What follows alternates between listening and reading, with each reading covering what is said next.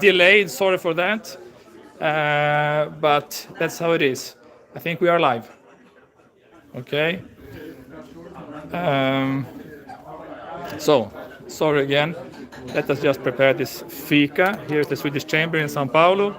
The guest is here. The table is waiting for him. So it's time to start. Muito bom. Welcome. Podemos começar, amigos e amigas. Vamos começar, por favor. Let's sit.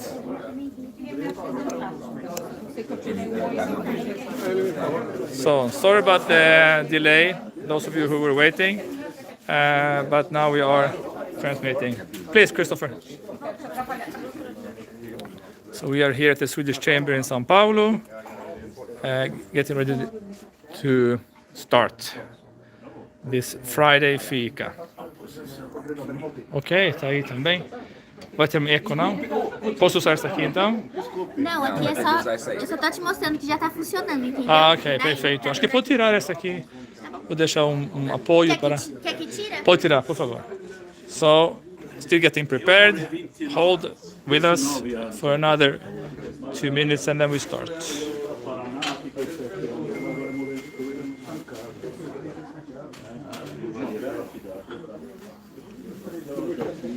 Okay, so the guests are here.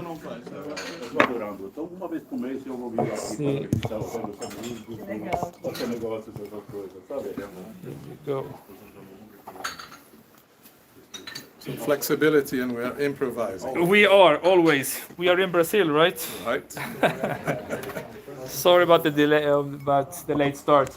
Vivi, can we start? Are we? Okay.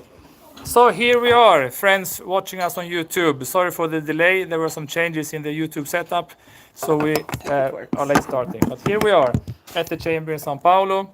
Very happy to have a Friday Fika with guests here at the Chamber. I have been alone for 2 years and a half having these fikas, but now we have guests coming to the Chamber, and it feels very, very good. And I'm very happy to have the guest for the Fika today, Christopher Podgorski, who is the president and CEO of Scania Latin America. So as always, this is a very informal chat, Christopher. Thank you, first of all, for accepting the invitation. So let's get to know Christopher. Who is this great leader of Scania in Latam? First question, Christopher. Tell us about yourself. I mean, where were you born, grew up, where did you study, and how did you end up in Scania? It's a brief introduction. Okay. First of all, good morning to all, particularly to you, Jonas. A pleasure to be here at Sweatsham. Matando as saudades of a Fika. Yeah, exactly. Really nice. My origin, well, I'm 64 years old. I was born, for some surprisingly, in São Paulo. My parents were European, a Polish father, English mother, and that were here on an assignment, and that assignment became permanent. They never left the country. I think some can relate to this country in the mid-50s, early 60s. This was the land of opportunity, and amongst them, I think many others, they set roots here. So initially, my graduation was in the British School, St. Paul's, then Instituto Mackenzie, then Colégio Santo Américo, so transition to become more of a Brazilian. And then graduated in business administration, economy in the Fundação Armando Álvares Penteado, and specialized in marketing. And my whole career has been in sales or in marketing until more recently.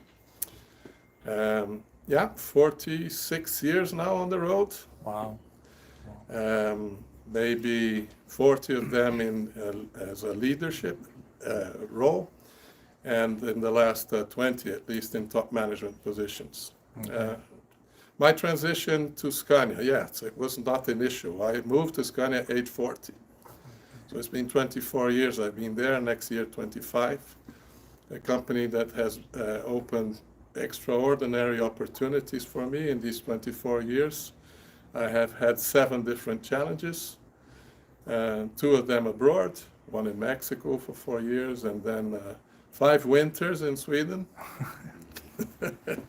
Only for the strong. Yes.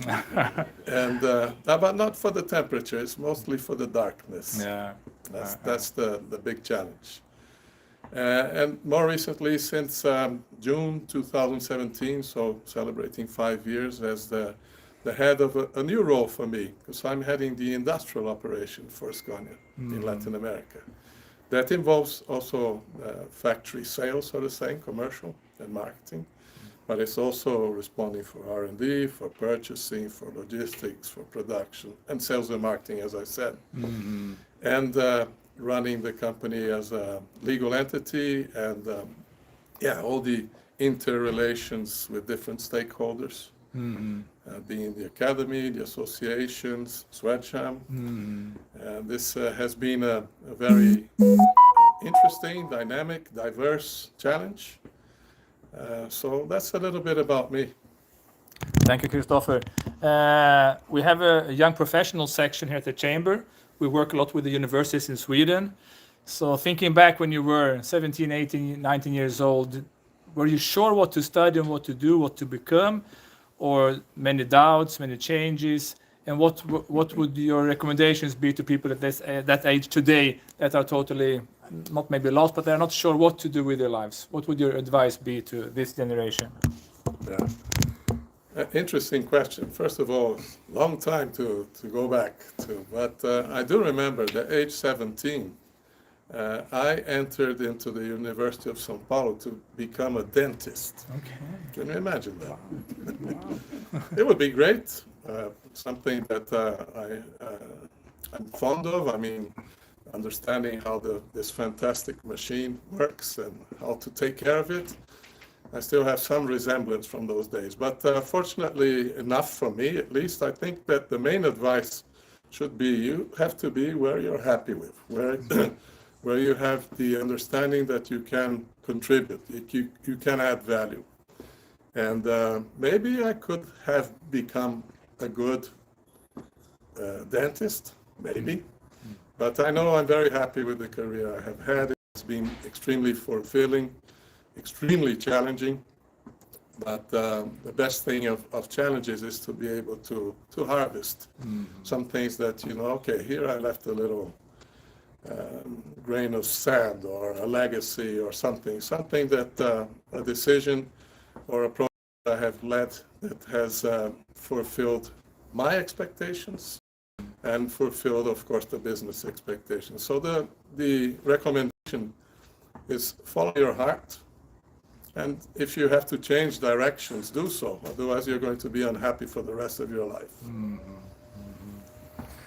Okay, let's talk about leadership. We all know that there's a big difference of being a boss, simply a boss, and a leader, right? And today you have thousands of people working for you.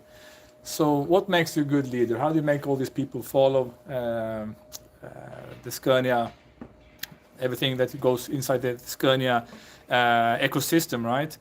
And I mean, what made you become this leader? I have spoken to lots of people at Scania, and I only hear good words about your leadership. You've done a fantastic job in São Paulo, in Brazil, in Latin America now. So tell me, how is that possible? What made you become the leader you are today? Thanks for your words. I'm not so sure of that, but... It's true. It's true. Let's say that one thing that helps a lot is Scania has strong core values and principles. Some of them I think everyone knows by heart. I mean, customer first, respect for the individual, and quality in all the activities, processes, and products that we do. But also some principles like right from me, continuous improvement, those values and principles, they're really natural for me. I was raised that way. So when I moved to Scania age 40, and a small remark, parenthesis, I have only worked for 2 companies in my lifetime. That is, the first half of my career was with Caterpillar organization, and the latter part has been Scania. So 2 companies that have strong values and principles, that's another message to the youngsters. You also have to correlate your values and principles to the company you are working for or any initiative you're doing. that makes the engagement natural. And that's what happened with Scania. So this is one thing. This is a strong pillar.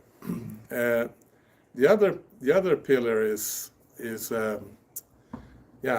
Scania. There is a passion, everyone that works there. And now, more recently, and when I say recently, the last 6-7 years, since 2016, Scania has decided to embrace, to drive the shift towards sustainable transport. And what seemed to be just a figure of rhetorics in 2016 is a strong reality today in everything we do, every decision we make.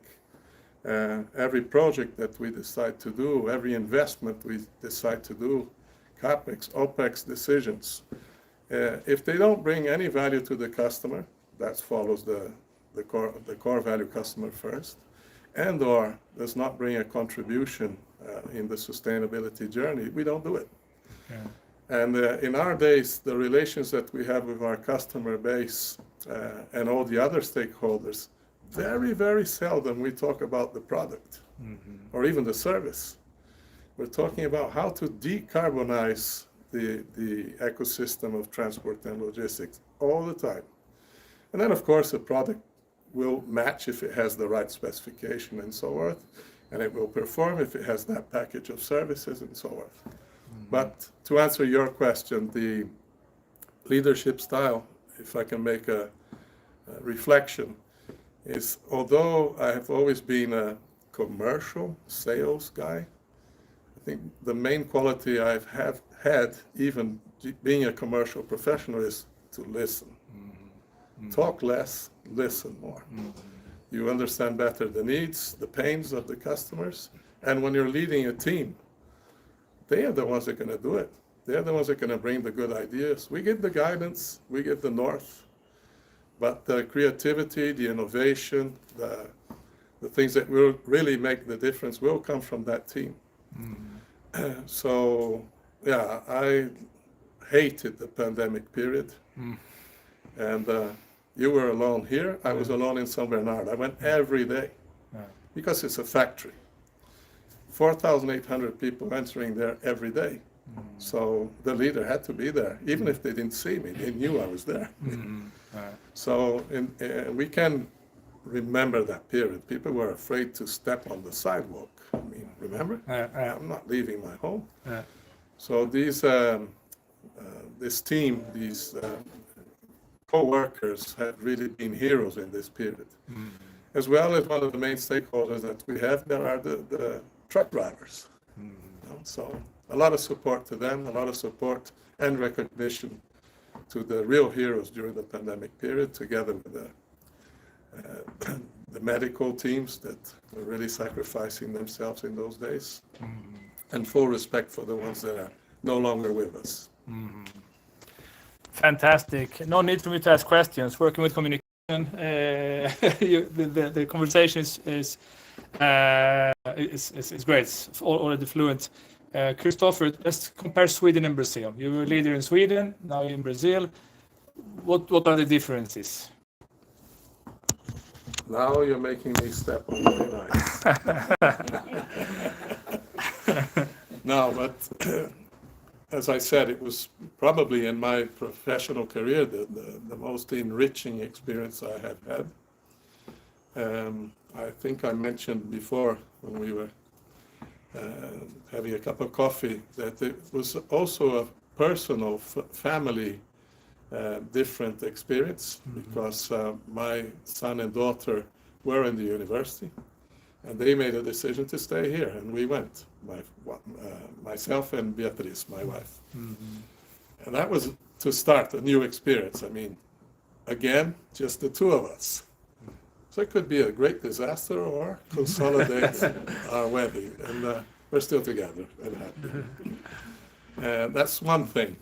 Secondly, in Brazil, there has been traditionally a lot of respect for hierarchy, the position, the pamphlet, and so on, that we at Scania try to break all the time. I mean, respect for the individual for us means that anyone in the organization can and should speak up.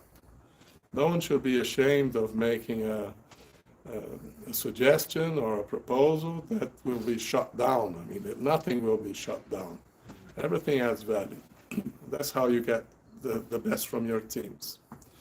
And in Sweden, it's a little different because you have to spend, or better saying, invest a lot of time to anchor ideas, to anchor ways forward, to get the consensus for a project that could seem to be disruptive. What is okay, it's great, because you spend more time doing that, and then when everyone agrees, wow, the project goes, it really flows. And here in Latin America, people engage easily, but sometimes maybe the project has to find new directions along its way. That's one thing. And the other one is a social difference, because we are Latin. We love to socialize. We love a churrasquinho, a Fika.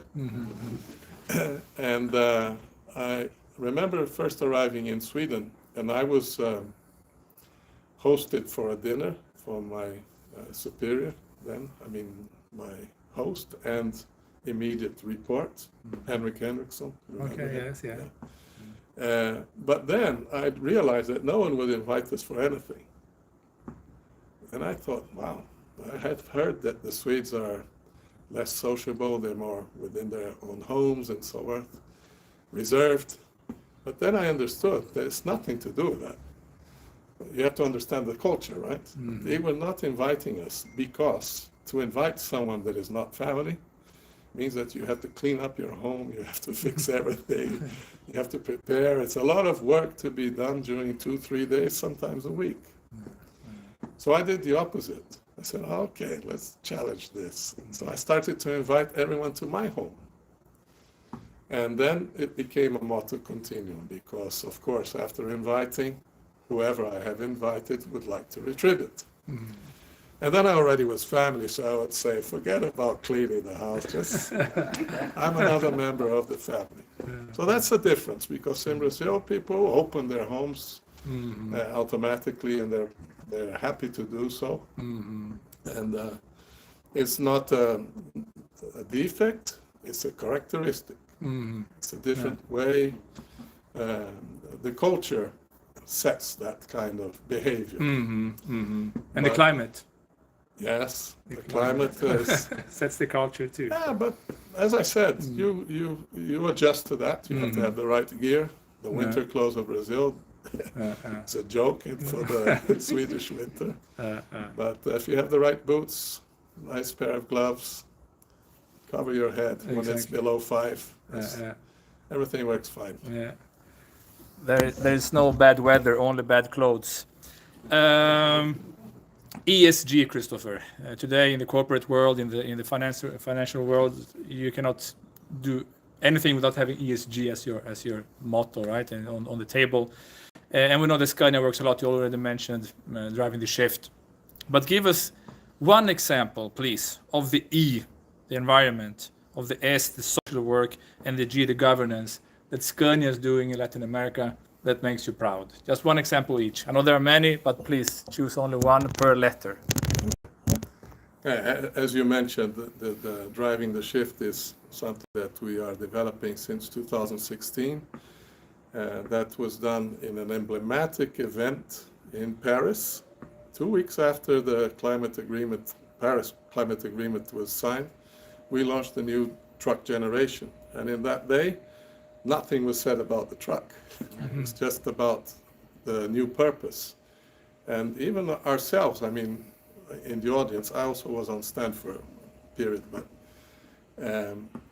those figures were, or that speech was helicopter view almost. But today, it's so emblematic because that was done in Paris, in the Grand Palais. The launch didn't talk anything about the product, only what we were proposing to do for the future. And so many things have been done. And the most concrete one is that we were the first industry in the automotive industry to enroll to the science-based targets. many others now are there. And we said then that based on having a baseline 2015, we would decarbonize all our activities by 50%, half our carbon footprint per decade, every decade. So we're reaching that closely now in 2025. So for the ones that are more familiar with the science-based targets, scope 1 is for all your activities, inbound, outbound logistics, plus commercial and industrial. And I'm glad to say that I'm almost certain that by 2025, the industrial operation will be reduced by 75%. So it's In Brazil? Or? In Brazil. Okay. No, in global. Global, but, okay. We have to tick that box as well. Yeah. So we're proud that by focusing, by giving the right attention, doing the right investments, supporting the right activities, you can do wonders. Secondly, I think, if I can remember, you asked me for one, but I'll tell you three quick ones. Okay. One is about circularity, and for next year we can pre-announce that we will be, as we say, landfill zero. Nothing will go to the landfill. Everything or be reused, or reduced, or recycled, whatever. But circularity has to be in the mind of everyone as well, to mitigate and minimize the use of natural resources. We extract too much as we speak. So we're overloading the capacity of the planet to regenerate itself. And the last one is just a recent investment that matured. We use a lot of water in our industrial activities, mainly for machining. And the water is extracted from the underground, Poços Artesianos. And then the residuals were, according to legislation, CETESB and SABESP, they were discarded. The wonders of this is that there is even a good financial business case that we invested 15 million reais. It's not Mickey Mouse money, but it's something. And we now have in place a water treatment station that allows us to recycle 75% of what was going to be thrown away, and we had to pay for it, and it was not treated adequately. But now we recover 75% of that, and it goes back to the industrial system.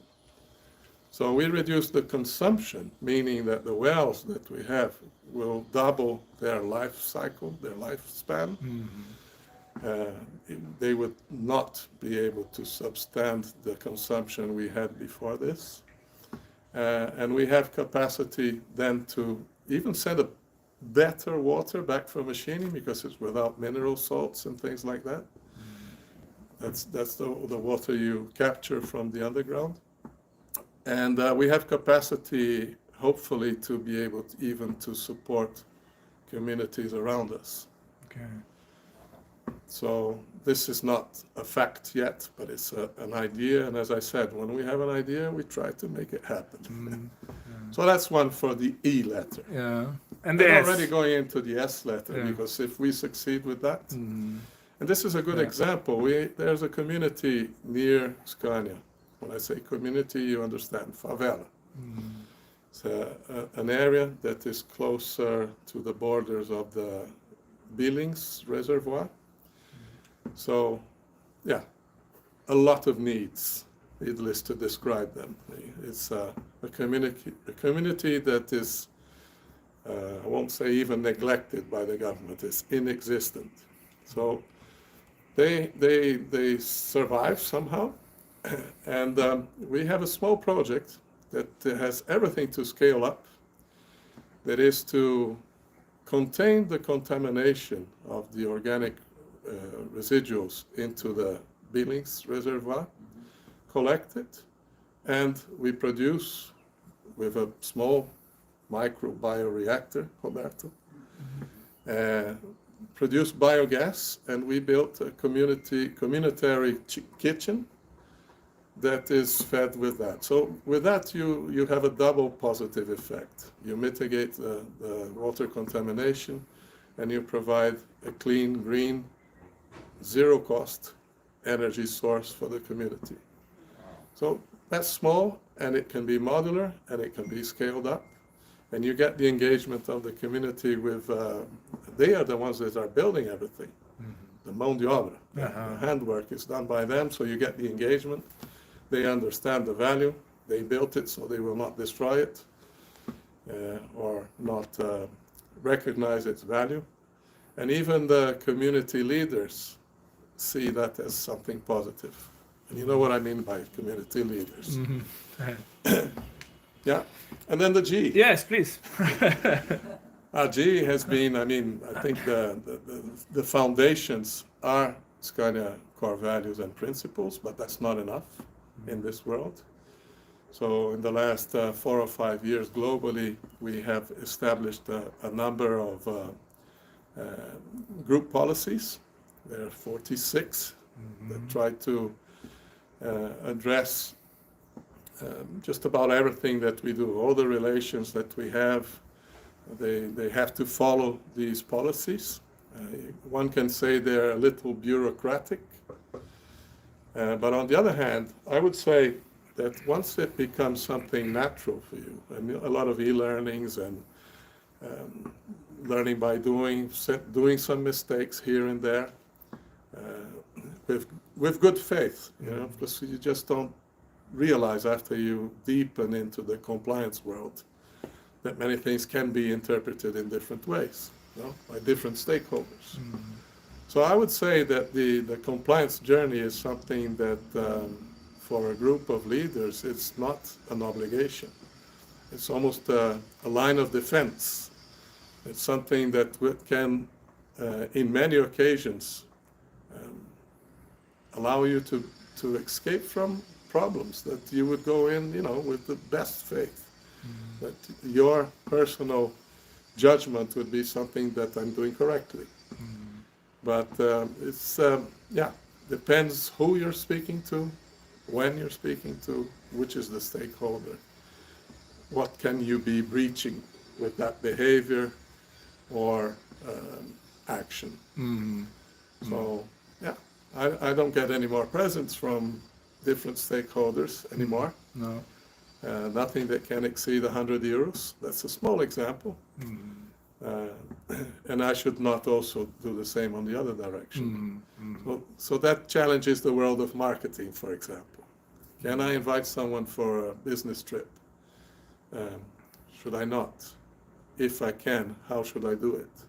Well, these small things make the business world more transparent and unquestionable. A Fika is okay, right?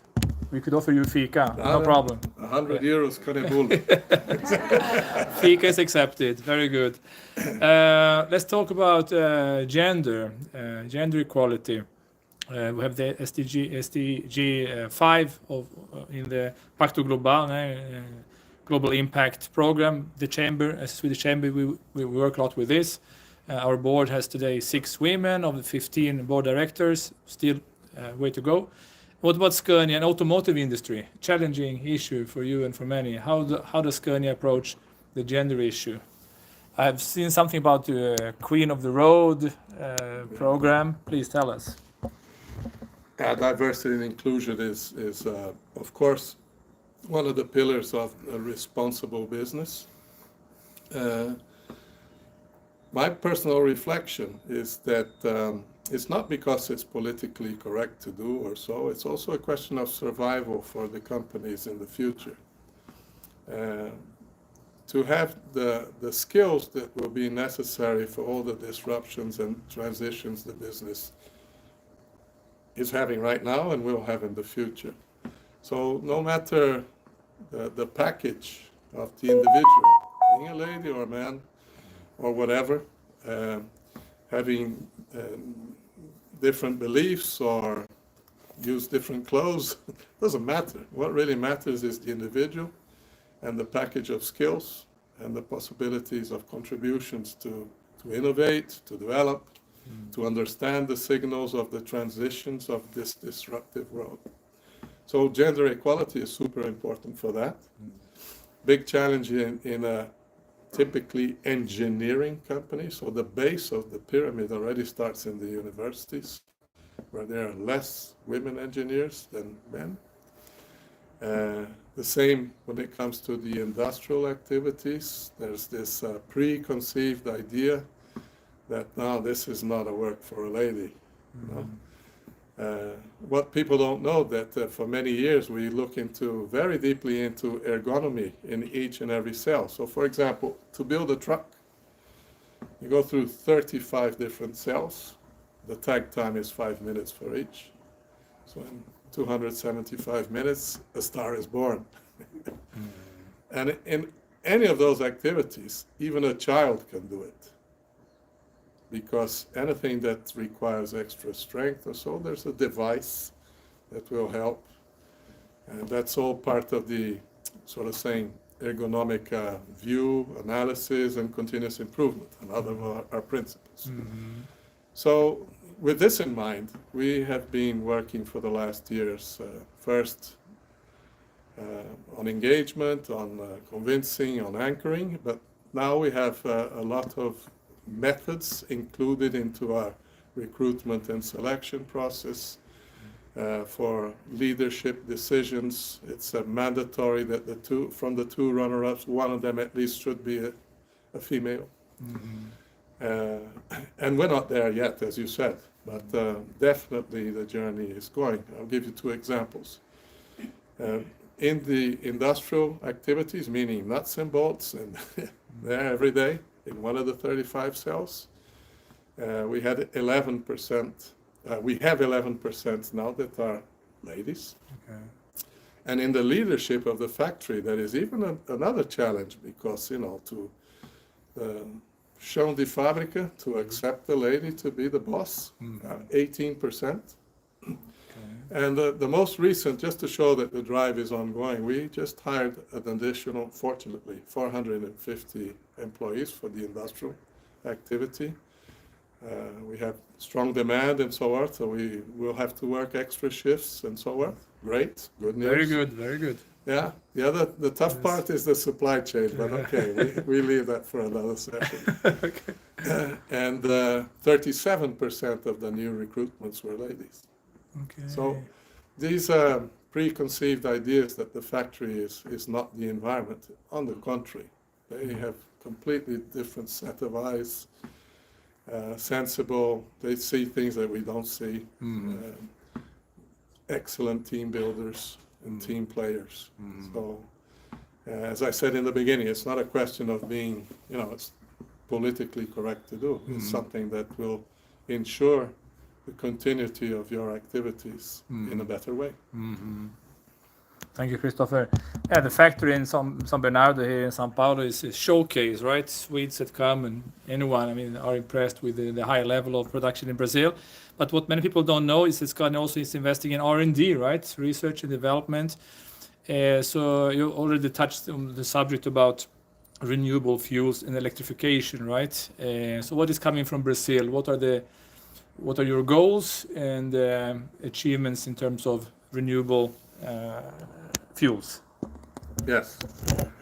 I mean, that's the core of driving the shift, is how to decarbonize.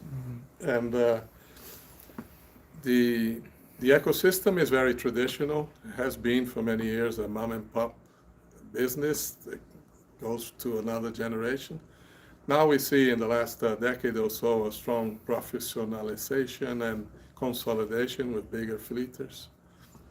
But the ones that are driving this shift, you know who it is. We're pushing, but who's pulling are the ones that buy the transport services. And those are some 1,100 companies, many of them multinationals, many of them Brazilian multinational companies that work abroad as well. And they also have their pledge towards their stakeholders to reduce the carbon footprint. And they don't know how to do that. I mean, there are many alternatives, electrification being one of them. But with having the science-based target definition, that the science-based target, as the word says, you put metrics and hard targets to be accomplished. And you're not the one that's going to measure them. It's the the organizations that are part of this agreement. So you really have to execute. And we have made a pledge that, again, with the baseline 2015, we will reduce the carbon footprint of each and every vehicle Scania circulating out. I mean, it's not in our hands anymore, it's out in the market. We will reduce by 20%. And that includes the old Jacarés that are working in Santos today, 50-year-old trucks, and everything that we renovate today with the MTG, the super high-tech, almost self-drivable vehicle. But we understand that we have three pillars that to work upon. One is pure engineering that we always have done. That is the current vehicle producing more with less. So engineering, new engines, new powertrains, new solutions, you will produce more tons or drive more kilometers with less diesel oil. Mm-hmm. That's already a contribution. That's energy efficiency. It's a contribution towards that. So there's a contribution there. Second is, since 2012, each and every Scania vehicle is connected, producing data. This data, amongst the years, has generated excellent services to minimize the downtimes, minimize maintenance periods.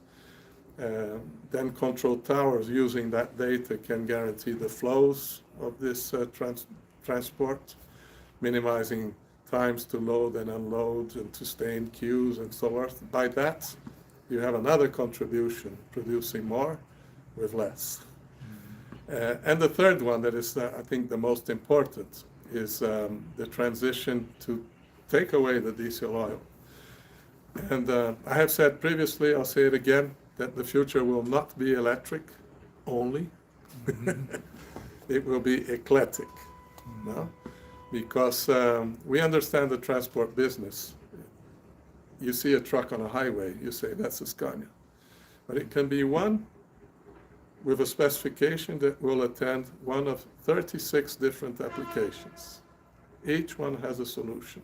Each one will have this energy efficiency solution to fulfill regulations or to minimize the consumption of fuel, or even have a robust specification to minimize the downtimes, etc., etc. So that all comes together in this modular system that is exclusive from Scania engineering, where you have a limited number of components, but you can set them up like a Lego, and then you have something sharp for each application.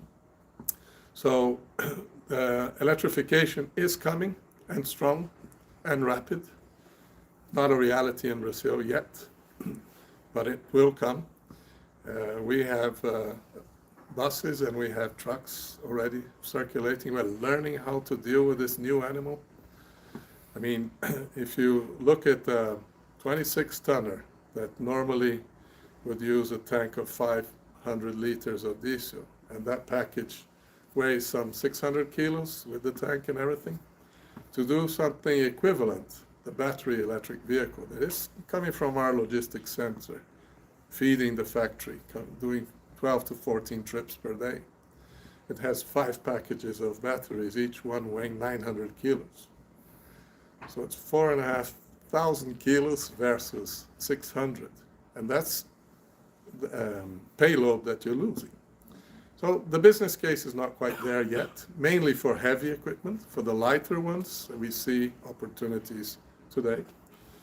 But it will come, I'm certain. The batteries will improve, they become cheaper, they'll become lighter, they will be more durable and faster to charge. But the internal combustion engine will still have a good niche of around 40% of long-distance applications, but not using diesel anymore, using renewable fuels like HVO, biodiesel, biomethane, etc., etc. So the future will be eclectic, but we will be also in the journey of e-mobility. Thank you, Christopher. We have another 5 minutes only. Let's talk a little bit about macro, Brazil, challenges and opportunities for you as a representing a multinational. What do you see as what decisions should be made by the coming government, independently of the government that enters, it's from January, for business, and why not about Brazil in general too, for Brazilian population, what do you see as most urgently to change in Brazil? Thank you for not asking me who I'm going to vote for. No, no need. Yeah, what can I say? I mean, representing an industry, what we really need is predictability. Whatever it is, we have to have clear vision of what are the medium and long-term policies so that we adapt to them or not. That's a business decision. In the last years, we have seen an interesting step forward in that direction, mainly for the new technologies. So there are policies in place. One can question if they are effective or not, why are they not so bold and so robust like the European ways of looking at the transition to e-mobility, for example? Simply because we are an emerging economy and we can't afford subsidies or so. But we can have some punctual incentives. We can have clear policies. We could have directives, and that we do have today. Can they improve? Of course. But there is a north that we didn't have some years ago. That doesn't mean I support 100% the government and the current leadership, but the government has given, for us in industrial system, they have given us an idea. Then it's up to you if you're going to prioritize this market or these opportunities that are established. The worst thing is to have things uncertain. Yeah, we're going to think of it and nothing happens. So that is important, predictability. And then, of course, stability. As much as you can have in Latin America, we live here and we have experienced the volatility is always there. Will continue to be there. And we have learned how to deal with that. No? We have to have flexibility, and we do have good agreements, even with the unions and so on, that is win-win. So it allows us to face changes that we see. On a personal view, I support liberal economy point of view, but I think that with a country where we have so much inequality, so much unbalance when it comes to wealth distribution, we could do more. I believe that generating jobs is the best and fastest way to do so, but that's not enough. We have recently discovered it during the pandemic that there are tens of millions of people that were completely excluded, and hopefully now have been reached with this small social aid, but it's something. But we had the opportunity to identify that yes, we are 220 million inhabitants, but there are 20, 30 million that don't know if they're going to be able to have their next meal. Right. So this requires something sharper for whoever is our new leader and who is our new government from next year. Thank you. What about the famous tax system in Brazil? The tax reform is important for Scania? Yeah, the reforms is it's in the agenda for as long as I can remember, and some reforms are announced, but when you look at the details, it's almost a band-aid on something that is mortal. They should be in the top of the agenda. And yes, you are right. The fiscal spaghetti diagram, the challenge to be compliant when it comes to taxes in this country it's a nightmare. So something that would simplify, I think, could only help, because I think people spend too much energy to try to optimize and mitigate tax paying, and some are very creative even in these strategies. And that's a waste. I mean, if things were simple, you just would focus on your business. And yeah. So the fiscal reform should be a top priority for the next one, and that has to be treated in the very beginning. Whilst whoever it is can capitalize on he's just been elected, he will have the support from the Congress, and not wait for the second, third year, and then we know what happens. And it's a hard negotiation that never ends the way we would like it to end. No. The thickest book ever written is about the Brazilian tax system. It's in the Guinness Book of Records. So we'll never finish. It's ongoing. It's ongoing. It's growing. Since they change every day the taxes too.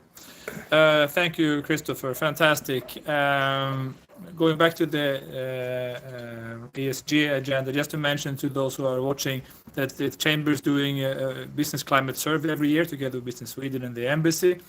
And one of the questions was about sustainability, right? Do your customers see sustainability as a key issue when they buy your product or your service? And that number went up from 20% last year to 46% this year, saying yes, it's much or very much important for our customers. That's exactly what you confirmed. That goes for Scania too. And that is very good news for all Swedish companies in Brazil that are sustainable, right? Finally, Christopher, your personal goals and the professional goals. How do you see Scania in 5-10 years from now? And what about you? Do you have any personal goals? That's the last question. Yeah, I said I'm 64, and in my PD talks with my boss, Christian Levy, normally they last about 15 seconds, and I say, do we have any ideas for the future? I say, no, things are working well, stay on. That's good. No, but on a personal token, of course, I'm fortunate to be part of a generation that 64 is the new 45. I feel that way.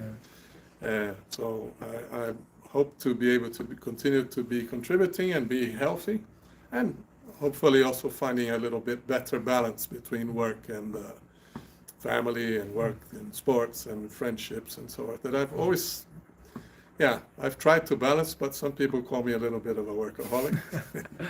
But this cannot endure forever. So the transition, I'll never stop working, I'm certain of that, but I might reduce my pace. But not quite now. There's some big introductions to do now. Not giving you a spoiler, but don't miss the next Fina Trend Fair. Okay, we will be there. Don't forget that in January 1st, this industry will have a big change, that is the Euro 6 emission levels.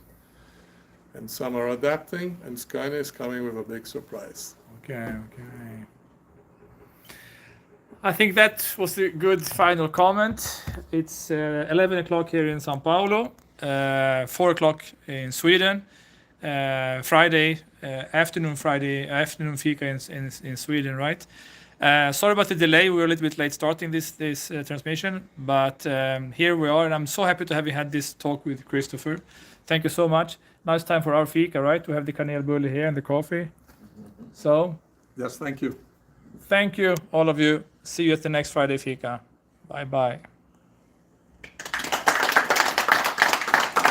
Thank you. Jonas,